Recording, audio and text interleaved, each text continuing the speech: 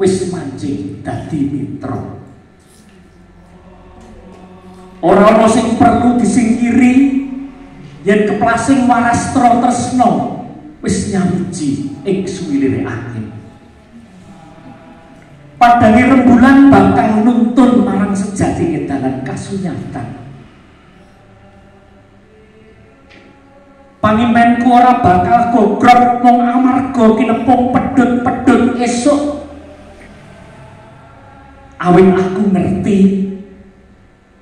yen ing swalike peteng sejati bakal ana sejatine padang. Iki wendaring panantangku mring sesuker kang ridu lakuku.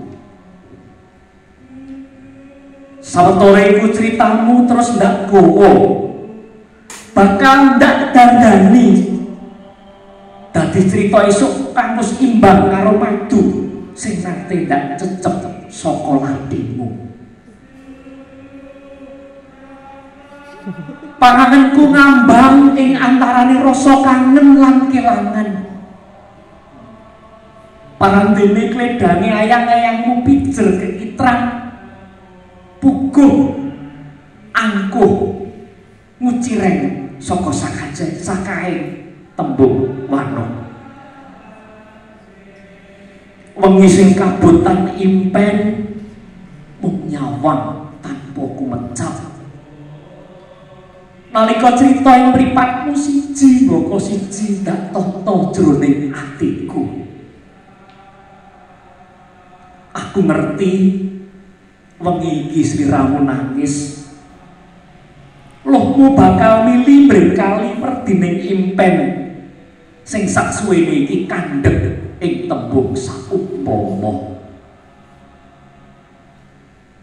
Lintang alit lintange wengi kijenan tanpa rowang nyangking sabentel cangkriman sing durung bisa kabatang.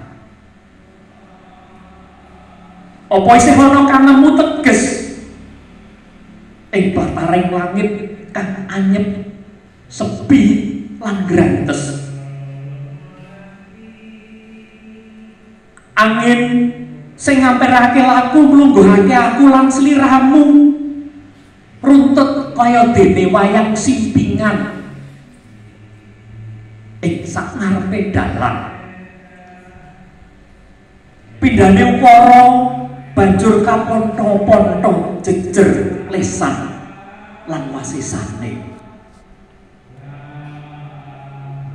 Aku lan sliramu jebul nate ngombe banyu sing padha segere, lungguh ing kloso sing padha jembare, liwat dalan sing padha lempenge, lan angin sing ngampirake laku nglungguhake aku lan sliramu bawa rasa sawetara ngonceki cangkriman mangsa ketiga sadurunge bebarengan ngeli manut lakune dina sing bakal nggawa mawerna-werna patembaya. Kangenku marang sliramu kadya mangsa ketiga sing kepengin weruh gebyaring tatik. Kinunggah semiliring angin dalu sing nyebar kabar jingga lumantar aruming plati rinunce. Kangenku sing biyen tanpa leren mecah kasepen lumantar swara ombak kang gumulung ing atimu. Sing biyen wani kedungsangan mecahi galengan senadyan panase srengenge ngobong bun-bunan. Saumpama biyen ditepungake karo panas,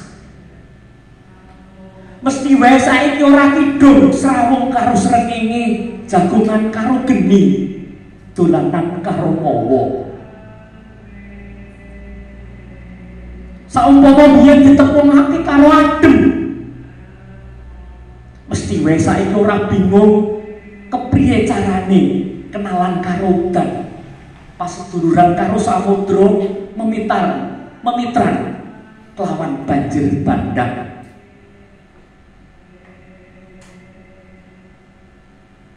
Saumpama biyen ati ditepungake karo perih, mesti wae saiki wis padha ngerti carane salaman karo glathi, kenalan karo keris, lan rembugan karo pedang.